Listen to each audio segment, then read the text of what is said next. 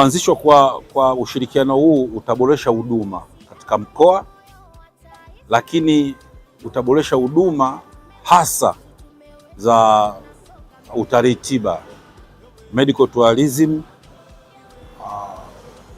Utaimarika sana kwa sababu tunafahamu magonjwa mengi yasiyo ya kuambukiza ndio magonjwa ambayo watalii wengi wanasumbuka nayo, na wakisumbuka na magonjwa yao wanalazimika kusafiri kwenda Nairobi kwa ajili ya kupata hizo huduma, au wengine walazimika kwenda mpaka Dar es Salaam. Sasa unagundua huduma ni kubwa, mahitaji ni makubwa na gharama ni kubwa za usafiri kwa watu wa kawaida. Kwa hiyo kuanzishwa kwa huduma hapa katika mkoa wetu utasaidia kabisa katika kupunguza gharama za matibabu kwa watu wa kawaida na pia kukuza utalii hasa kwenye kanda hii ya kaskazini.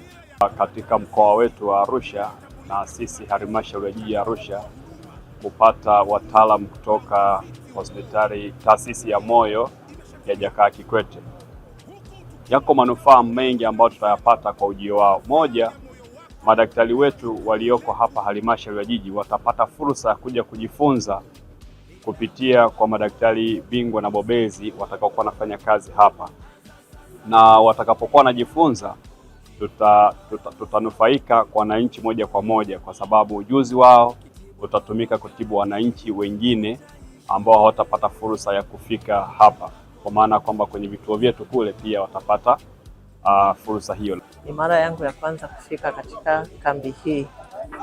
Kwa kweli huduma ya hapa nimeona ni nzuri, nimepokelewa vizuri na nimepata huduma na bado ninaendelea kupata huduma.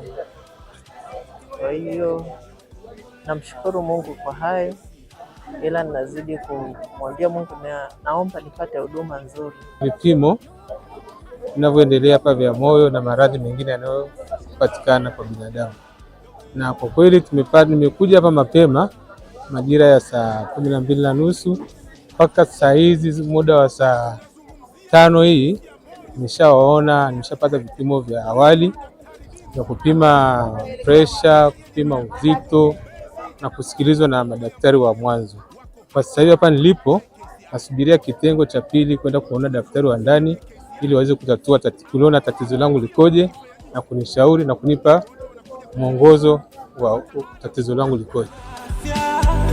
Ya moyo wako ni jukumu letu.